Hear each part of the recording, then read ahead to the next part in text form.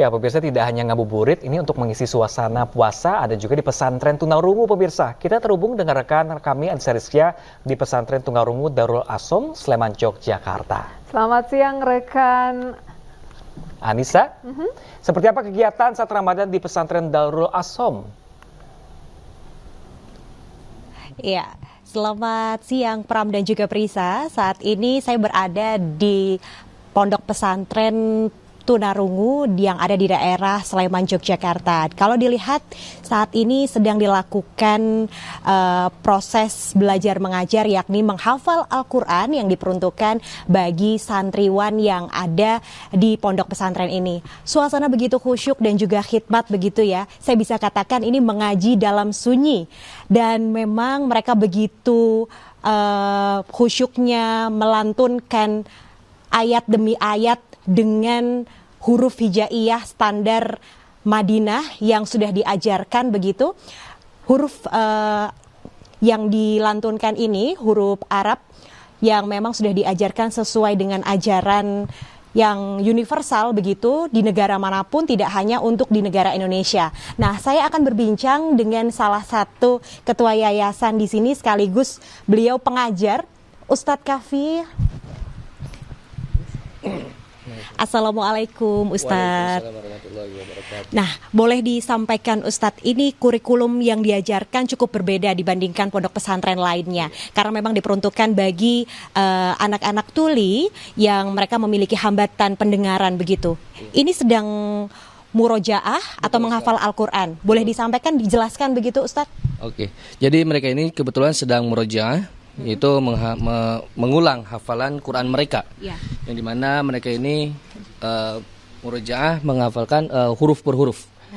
Nah, ini contohnya seperti Bimo ini dia dari Pemalang, dia menghafalkan surat Al-Fajr. Betul, surat Al-Fajr. Lalu di sini ada yang sedang kitabah. Nah, ini kitabah ini mereka menuliskan hafalan Quran mereka. Salah satunya ini Azman sedang menuliskan hafalan Quran surat An-Naba amma yatasaalun, gitu mungkin. Selain murojaah, kemudian ada kitabah, adakah kurikulum lain juga yang diajarkan kepada para santri di sini? Betul. Jadi kita di sini mengajarkan juga seperti fikih, akidah, akhlak, bahkan ekstrakurikulernya juga seperti memanah dan bela diri juga, lalu kemandiriannya seperti tata boga, menjahit begitu. Nah, kalau dilihat ini kan dalam kelas murojaah ada beragam usia Ustadz. Lantas bagaimana ini mengklasifikasinya? Sesuai dengan kemampuan mereka menerima pembelajaran baru, kemampuan mereka untuk menghafalkan, maka itu beda kelas begitu. Jadi tidak sesuai dengan umur. Begitu. Yang paling muda usianya 7 tahun tadi saya sudah berbincang. Kemudian ada yang 20 tahun. Nah, ini yang paling ahli di sini Ustadz sudah berhasil menghafalkan berapa juz ini? Yang paling banyak sekarang masih dicetak oleh Rafa. Rafa ini hafalannya 16 juz, usianya 15 tahun. Masya Allah. Nah, dia dari Tangerang.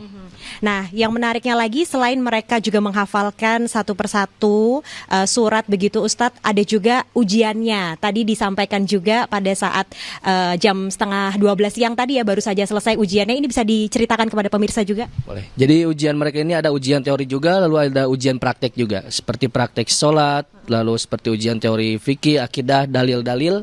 Itu mereka juga ada seperti ujian bahasa Arab, bahasa Inggris, dan Indonesia sendiri, begitu. Okay.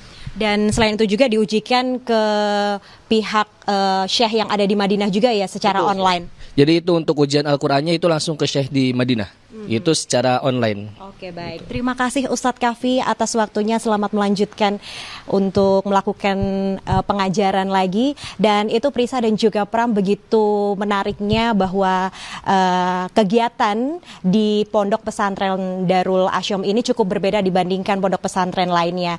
Dan saat ini memang proses belajar mengajar pun masih diteruskan hingga nantinya mereka juga selain bisa menghafal Al-Quran, mereka juga bisa menafsirkan dan juga menuliskannya secara utuh begitu.